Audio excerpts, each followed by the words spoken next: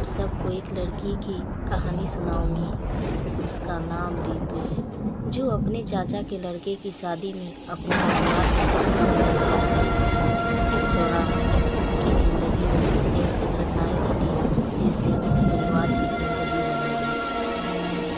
घर में शादी का माहौल था, सभी लोग खुश थे। नहाने के लिए रितु अपनी दीदी और सहेलियों के साथ तालाब गई थी।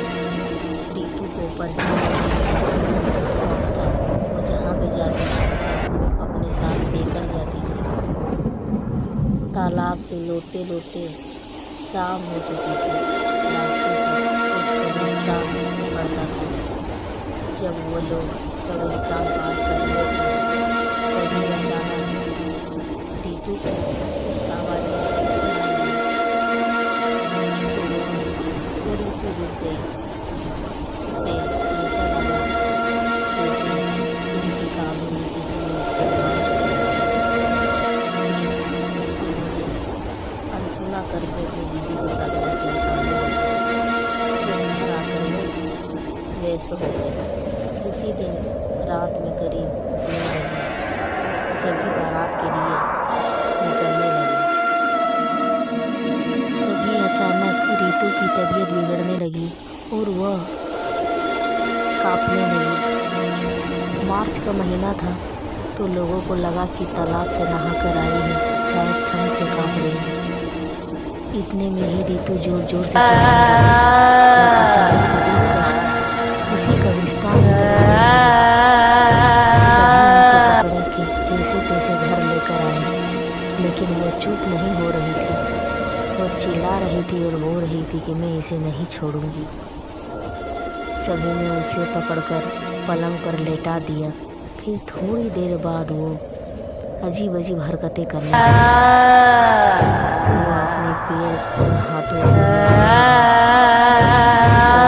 पीछे की तरफ उठ के रेंग रेंग कर चलने लगी। उनकी ये हरकत देखकर घर के सभी लोग काफी डर गए थे। उन्हें कुछ समझ में नहीं आ रहा था कि अब क्या करें।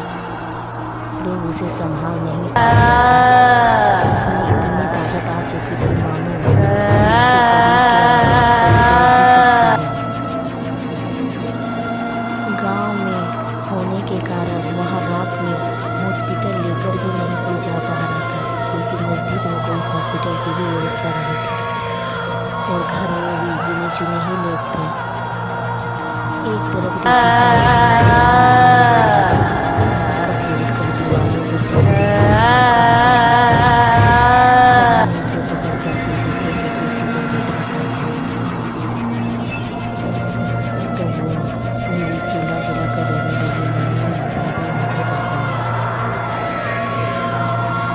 जब उसे खोल दिया जाता था तो वो फिर से वही हरकतें करने लगती।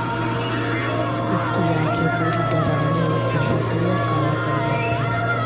मानो वो रितु नहीं कोई और है। वो अपने बालों को छीट कर पूरा चिल्लाती थी।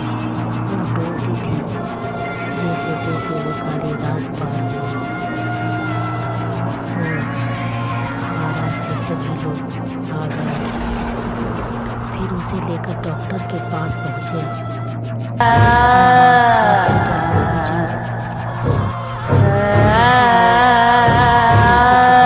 देखकर बोलने लगे कि इसे डॉक्टर की नहीं कोई पंडित की जरूरत है, इसके अंदर कोई प्रेत है। उनके परिवार वाले उन्हें एक मंदिर ले गए। वो मंदिर बजरंगबली के थे। रितु वहाँ जाने नहीं जा रही थी। वो पूरा चिल्ला रही थी कि मुझे नहीं जाना। जैसे तैसे रितु को लेकर मंदिर में सब पहुँचे और उसे बिठाए। और रितु वहाँ पर चिल्लाने लगी और भागने की कोशिश करने लगी। पंडित जी ने उन्हें भगवान के पैर का सिंदूर दिया और कहा उसके सर और हाथों पर लगा दो। उन्होंने उनके सर और हाथों पर सिंदूर को लगा दिया। फिर और क्या, वो शांत होकर गिर गई। पंडित जी ने फिर मंत्र पढ़कर उस पर गंगा जल छिड़काया और एक तावीज़ दी और बोले इसको शांत करने के लिए कुछ दिनों तक पाठ करना पड़ेगा।